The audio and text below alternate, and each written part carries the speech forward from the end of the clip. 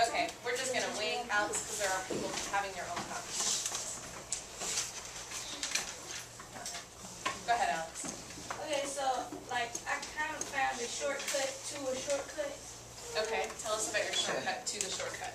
So, like, you know how informant, like, it's going to be, for this problem, it would be 2x plus 3x, or 3x plus, or negative 3x plus 2x. Yep. You can just, like, go ahead and add those together, and then they're already there.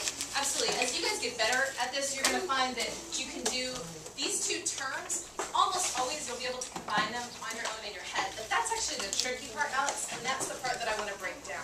Please write our extended polynomial down. And again, I know some of you can do this in your head, but this is important because a lot of us are putting a negative 6 here and then not putting a minus 6, but putting a plus 6. So we just need to make sure that these numbers inside are the numbers that we put here. Mikhail? Why is it negative 6? Great question. Who can answer her question? Why is it negative 6? It's an excellent question. Mikhail, why don't you call him something?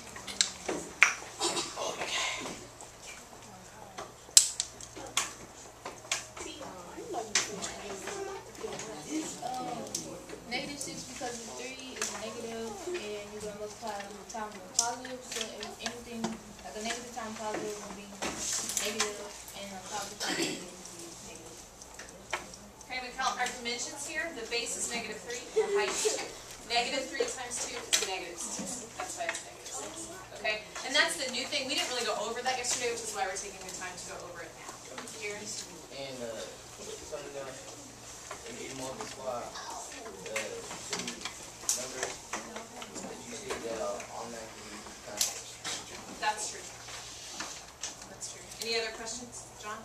Are we doing minus 6 or plus negative 6? Excellent question. What do you think?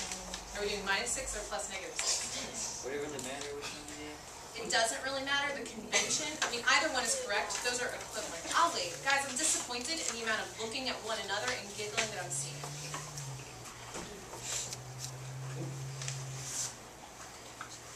We're asking really excellent, thoughtful questions, and if we don't listen to each other, we don't benefit from them. Plus negative 6 and minus 6 are equivalent expressions, so it doesn't matter. However, the convention, bless you, is to only use a negative sign if your very first term is negative. Other than that, it's going to be much easier for us if the constant or the coefficient is negative to just make it a minus sign. You're not wrong if you put plus negative 6, but it's not, if it was a multiple choice question, you would see minus 6 in the answer choice. Does that make sense, John? Okay. One more question and then we got to move on. Bria? Okay, do you have to put the terms down like you're putting them down because you're putting them down from left to right? Is there a certain way you just have to put them down like that, or just That's another really good question. I always put them down this way, and that's the convention. When we write polynomials, the convention is to go from greatest exponent, it's called degree, to lowest. So this is the way that you'll see the answer choice is given, but order doesn't matter as long as you bring your minus negative signs with the terms. It doesn't matter. Okay? But this is how you'll see answer choices. All right, really quickly, we need to combine like terms. This is the other place where we're messing up a little bit. Raise your hand if you can tell me how to combine these like terms. Can you shine your eyes? Ashley? Okay, how? Do it for me. Negative 3x plus 2x. Very good. Negative 1x. If we need to use the number line, we can. Negative 3 plus 2. 1, 2. We end up at negative 1. So we've got x squared minus 1x minus 6. You'll probably see this answer written without that one coefficient. Are there any questions about this problem? No questions. Okay. Let me just do a show of hands. It's very warm. This is taking a long time. Show me if you would like for me to do this using foil, or if you feel like you're good. If you want me to show it using foil, raise your hand, please. Okay, I'll come see you. All right, now we're not going to do it. We're just going to move on. I need to see, though, quick, this to 5. Where are we with this?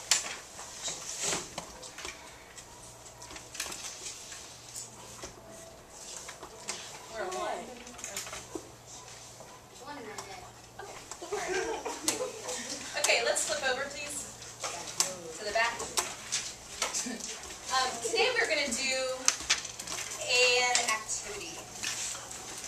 And this activity hopefully will be a little bit of fun, and I'll be able to turn the fans on, thank goodness. But it's a little bit complicated, and I'm going to need your patience as I go through the directions. It's a matching activity. Every pair is going to get a bag. This bag has on the front 2 rubrics, one for each partner, which will be filled out at the end of class. I'll wait.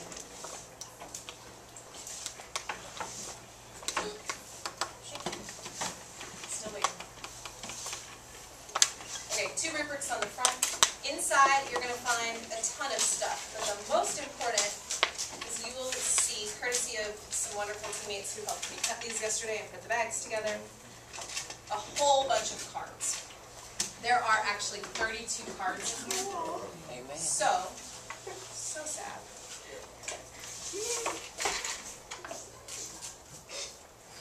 Okay.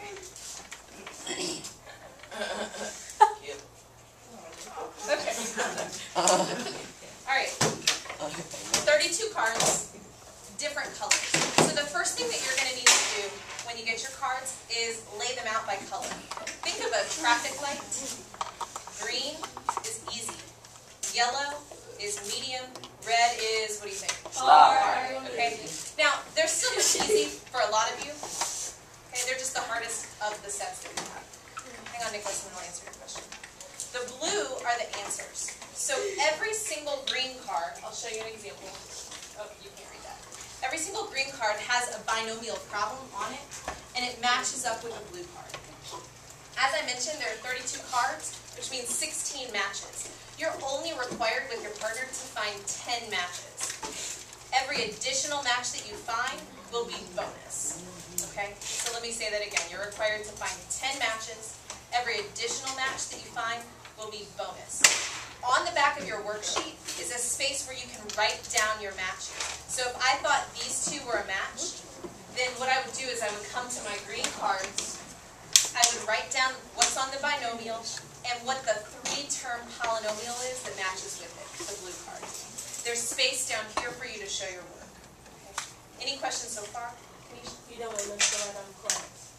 Correct, thank you. I don't want you to write on the cards. I've got space for you to show your work. I know that some of you are going to be able to do some of these without showing your work, but if you turn in a sheet to me that has no work shown, I'm going to think you just guessed, made it up, copied from somebody else. Please show some work, okay? Questions, Mary? But she said it was for the challenge. That's an additional extra credit opportunity. Bria? Can we learn that work together? Yes. Yes. Jason? Can you repeat that part? No. Chastity? Not right now. Ian? Okay. I'm not finished. I'll wait. Let me wait and do questions when I'm done. All eyes. Benjamin. I need your eyes. Anisha, I need your eyes. So the first thing you're going to do is make as many matches as you can. You need to do at least 10. I messed up. I actually don't have room on here for you to do all your matches. So if you choose to do all of them, you're going to need to add an additional row down here. Next, when you and your partner are finished, you're going to reach into your bag, and there are what I'm calling half sheets. I'm going to wait once again, because I've got people not looking, and then they're not going to know what to do.